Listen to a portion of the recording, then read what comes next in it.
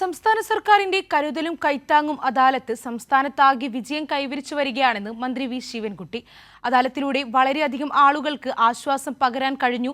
പുതുതായി ലഭിച്ച അപേക്ഷകളിൽ മറുപടി നൽകി തീർപ്പാക്കാൻ ഓഫീസർമാർക്ക് നിർദ്ദേശം നൽകിയിട്ടുണ്ടെന്നും മന്ത്രി പറഞ്ഞു.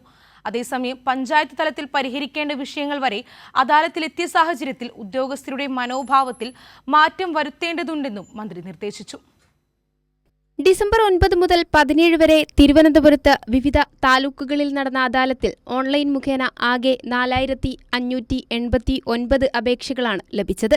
അതിൽ നടപടികൾ പൂർത്തീകരിച്ച 3010 അപേക്ഷകൾ അദാലത്തിലേക്ക് പരിഗണിച്ചു. തിരുവനന്തപുരം താലൂക്ക് അദാലത്തിൽ ലഭിച്ച 1235 ഓൺലൈൻ അപേക്ഷകളിൽ 556 അപേക്ഷകൾ പരിഗണിച്ചു. അദാലത്ത് നടന്ന വേദിയിൽ 379 അപേക്ഷകളും പുതുതായി ലഭിച്ചു. നെയ്യാറ്റിൻകരയിൽ ഓൺലൈൻ മുഖേന 743 അപേക്ഷകളാണ് ലഭിച്ചിരുന്നത്. അതിൽ 415 അപേക്ഷകൾ പരിഗണിച്ചിട്ടുണ്ട്. അദാലത്ത് വേദിയിൽ 962 അപേക്ഷകൾ പുതുതായി ലഭിച്ചു. നെടുമങ്ങാട് അദാലത്തിൽ ലഭിച്ച 1216 അപേക്ഷകളിൽ 1026 അപേക്ഷകൾ പരിഗണിച്ചു. വേദിയിൽ 968 പുതിയ അപേക്ഷകൾ ലഭിച്ചു. ചിറയൻകീഴ് താലൂക്കിൽ 452 അപേക്ഷകളാണ് ലഭിച്ചത്. അതിൽ 246 അപേക്ഷകളാണ് പരിഗണിച്ചത്. വേദിയിൽ 275 അപേക്ഷകളും പുതുതായി ലഭിച്ചു. വർക്കല താലൂക്കിൽ ഓൺലൈനിൽ 533 വേദിയിൽ 526 അപേക്ഷകളുമാണ് ലഭിച്ചത്. അതിൽ 439 എണ്ണം പരിഗണിച്ചു. കാട്ടാക്കടയിലെ 410 അപേക്ഷകളിൽ 328 എണ്ണം പരിഗണിച്ചു.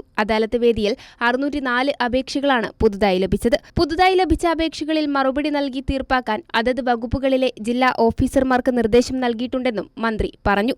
അതേസമയം പഞ്ചായത്ത് തലത്തിൽ തീർപ്പാക്കേണ്ട വിഷയങ്ങൾ പോലും അദാലത്തിലെത്തിയതിനാൽ ഉദ്യോഗസ്ഥരുടെ മനോഭാവത്തിൽ മാറ്റം വരുത്തേണ്ടതുണ്ടെന്നും മന്ത്രി നിർദ്ദേശിച്ചു.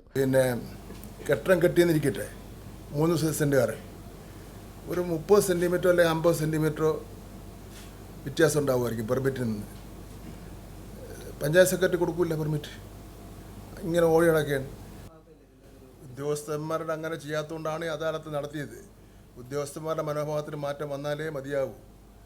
തീർച്ചയായിട്ടും ഈ അദാലത്ത് ഉദ്യോഗസ്ഥന്മാരുടെ മനസ്സിൽ മാറ്റം വരുന്നതിന് വേണ്ടി വഴിതെളിക്കുമെന്നാണ് ഞങ്ങൾ കരുതുന്നത്. പരാതി പരിഹാര അദാലത്തിലൂടെ വളരെയധികം ആളുകൾക്ക് ആശ്വാസം പകരാൻ കഴിഞ്ഞുവെന്ന് മന്ത്രി GR അനിൽ പറഞ്ഞു. അദാലത്തിൻ്റെ പരിപാടിയെ സംബന്ധിച്ചുള്ള അറിവ് ലഭിക്കാതെ ഇരുന്ന ആളുകൾ ഒരു വലിയ വിഭാഗം നേരിട്ടെത്തി അപേക്ഷ നൽകുന്ന ഒരു സാഹചര്യമാണ് ഉണ്ടായത്. അതിൽ തന്നെ അത്തരം അപേക്ഷകൾക്ക് പരമാവധി അപ്പോൾ പരിഹരിക്കാൻ കഴിയുന്നതിന് പരിഹാരം കാണാൻ കഴിഞ്ഞു. റവന്യൂ വകുപ്പുമായി ബന്ധപ്പെട്ട കൂടുതൽ ആവശ്യങ്ങളാണ് പരാതിയിൽ ലഭിച്ചത്. അത് ഗൗരവതരമായി കണ്ട് നടപടി സ്വീകരിക്കുമെന്നും മന്ത്രി അറിയിച്ചു. കൈരളി ന്യൂസ്, തിരുവനന്തപുരം.